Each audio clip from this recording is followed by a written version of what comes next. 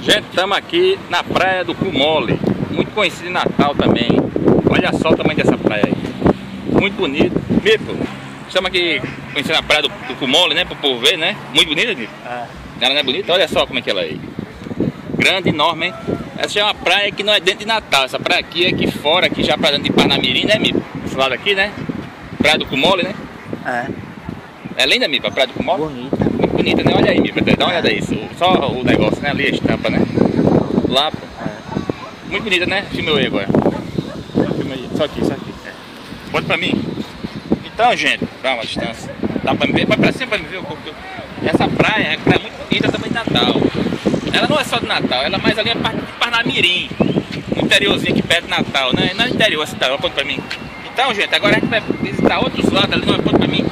Vamos visitar ali outro lado agora que a gente vai fazer pra vocês verem. Vamos lá.